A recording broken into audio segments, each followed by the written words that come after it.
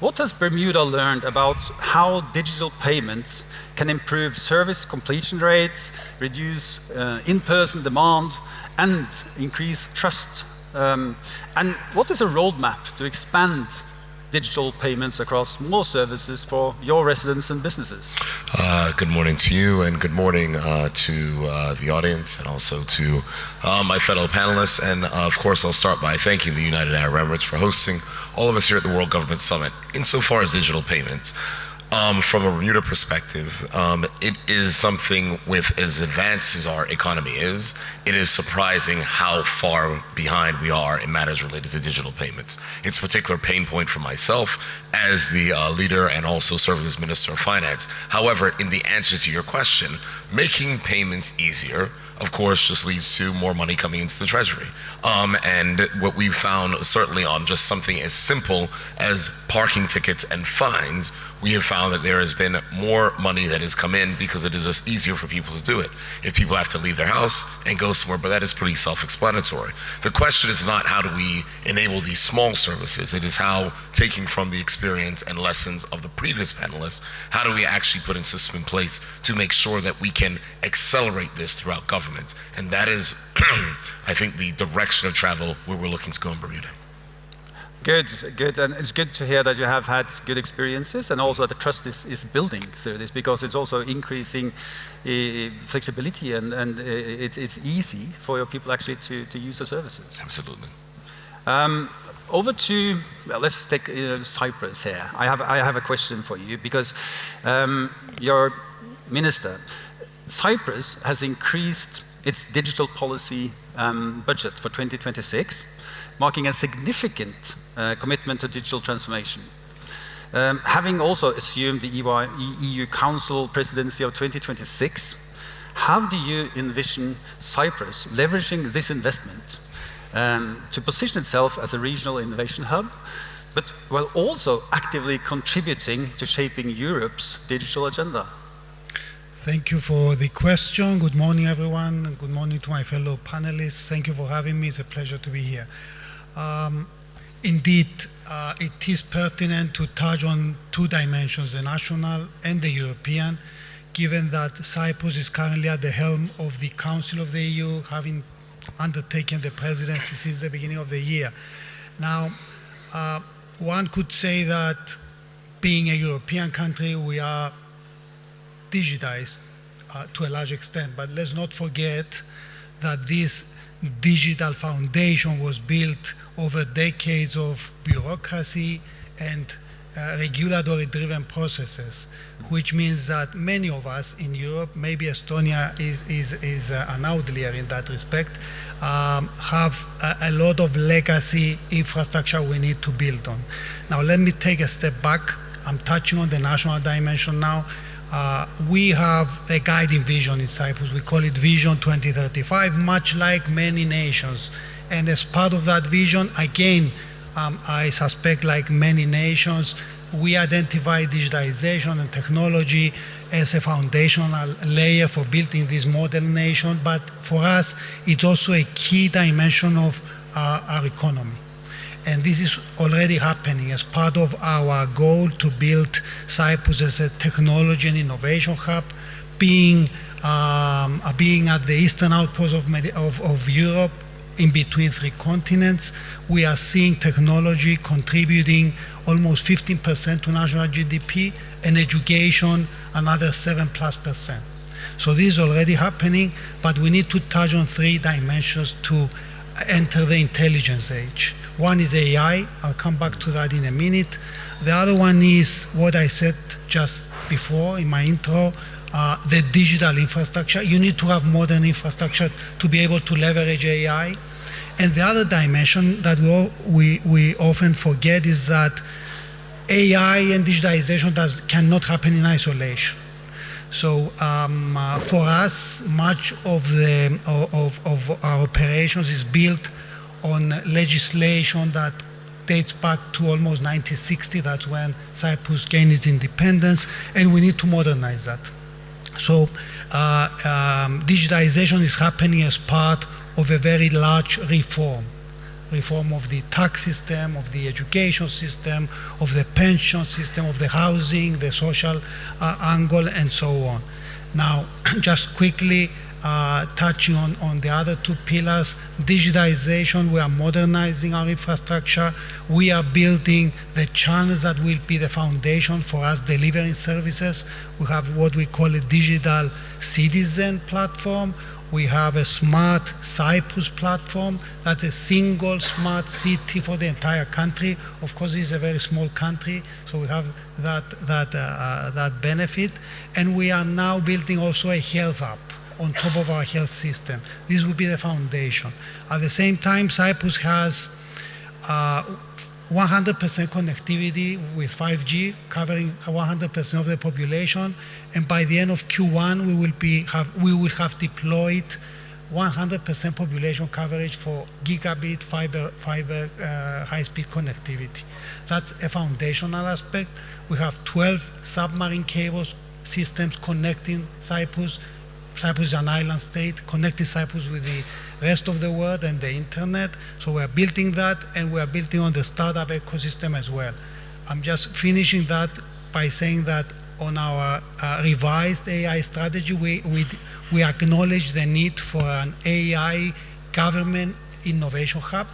That's sort of the sandbox that the President of Estonia talked about in his introductory remarks, and also a government AI accelerator. That's where we consolidate the technology and the expertise for facilitating the transition into intelligence services. I think I will stop here and touch on the European angle on the second round. Thank you, thank you. It's truly inspiring also to hear that you're actually increasing your budget. So you are really, which is hard, and it is hard to get the funding, but you see the upside. So and just jumping in on that point, we are engineering part of that increase, most part of that increase, almost 40%, to be in the development budget side, so that we move beyond maintenance to actually developing new services. Very interesting. Thanks for sharing. Over to you and Albania and Minister. On Albania's e-government reforms around business registration and licensing, how are you ensuring these reforms translate into measurable economic impact at national level? Because that's what we're searching, right? The impact. Yeah, definitely. Good morning, everyone. Can you take the mic a bit closer, please? Thank you. It's okay? Yeah. Good morning, everyone. Definitely, that's the reason why we do it. I mean, we don't seek digitalization for the purpose of digitalization. We seek digitalization, we seek the usage of AI for the purpose of serving our businesses, serving our people. And that's what we did from more than a decade now. What happened is that we had this clear vision that we wanted to digitalize every service, and now we are at 95% of the services offered, which are totally online. But it didn't happen in a day, and it was not an easy process. So we started digitalizing it. We were, before the pandemics, around 80% of the services. Nevertheless, even if all this, there was a huge number of services online, people were not using it. Businesses were not using it because it was something that they could choose. They could choose between the counter, and they could choose between the services provided online. So during the pandemics, it was impossible to use the counters because everything was locked, and we understood that people could use it. It was a matter of decision. So right after it, we took the bold decision to close all the counters. And of course, there was a fear of people not being able to use the services, of us not being able to provide the services. But in the end, everyone is using them. And this has benefited definitely everyone. The business community, because the time of service delivery is shorter, the trust is bigger, there's no interaction between the public official and the business community, which decreases the risk for corruption.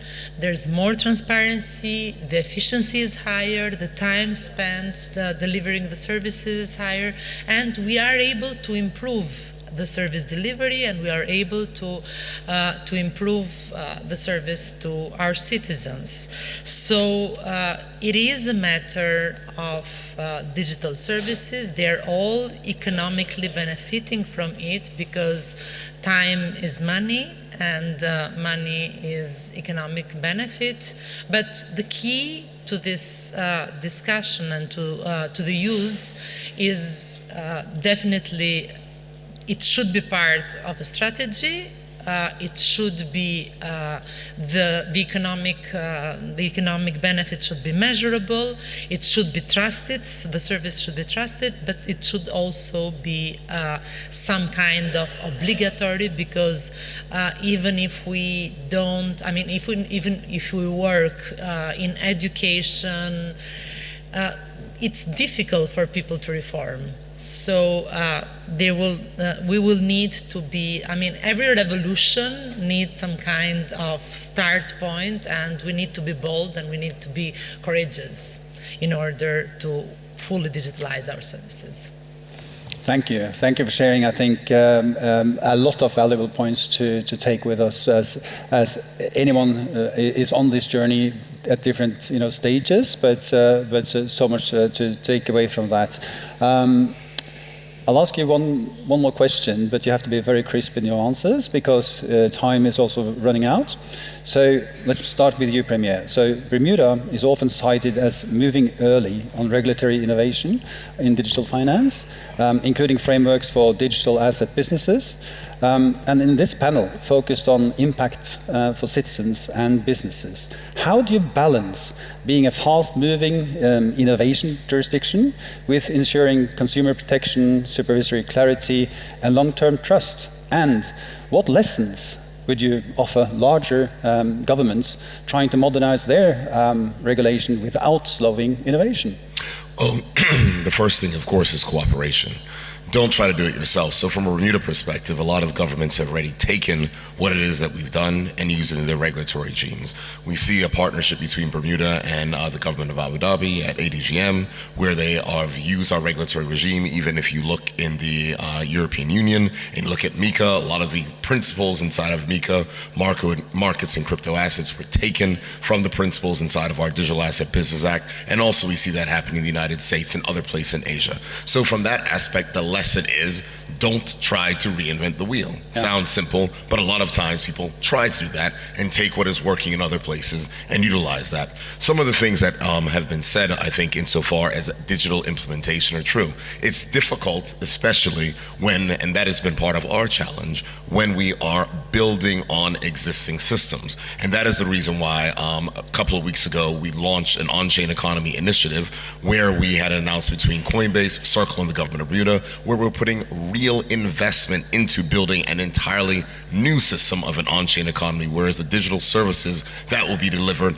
and also tied into persons and businesses inside the economy are on a new layer. Because when you're doing it, tying into existing systems, it is incredibly difficult. Yes, it is easier now, but it is still a challenge. And so from that perspective, I think it is important. Finally, I would say, from an investment perspective, we are investing significant amounts in information technology, and any government needs to make sure that they put that investment there, not just in recurring spending, but also in the development spending, building and delivering new systems as well. So both the current and development. That's a very good point, I think. Absolutely. So, Cyprus, how do you plan, you mentioned AI briefly previously, but how do you plan to leverage AI to measurably improve government services for citizens? And also what data, infrastructure, and institutional capabilities need to be in place to make that possible? And what are you doing in that respect? Thank you. I think I'll use your question and pivot to the European dimension as well, just being cognizant of the time. Europe is for the past year and a half, I would say, following the Draghi and Letta reports particularly, has been changing gears. So we have been trying to focus and accelerate digitization and innovation, and the two are converging around building capacity for AI at the same time. So for Europe now, it's all about strategic autonomy, tech sovereignty, and competitiveness. And this is going to be part of our priorities during the 6 months. But just summarizing it due to time, we feel, and our motto is an autonomous union open to the world, that this tech sovereignty, this autonomy that we're talking about, should not mean isolation. It should not mean protectionism. It should be done through partnerships with like-minded nations, the UAE, the Gulf countries, and the broader Middle East being examples of that. So that would be the way to proceed. And again, AI is central in that respect. Europe is proceeding, to your question about infrastructure, is proceeding with a large-scale initiative, what we call AI gigafactories, which is for the first time maybe inviting private investments to build this sort of infrastructure so that these are sustainable. You cannot build everything through government or national money. Thanks. It's very insightful, and you said also collaboration across borders. You mentioned that as well. I think it's a key point in this, and make it as simple as possible, even though as complex as it is. Last question to you, Minister. As Albania introduces digital identity and e-payments as national enablers, what have been the most important lessons you've learned in building adoption and trust across citizens, businesses, and government entities?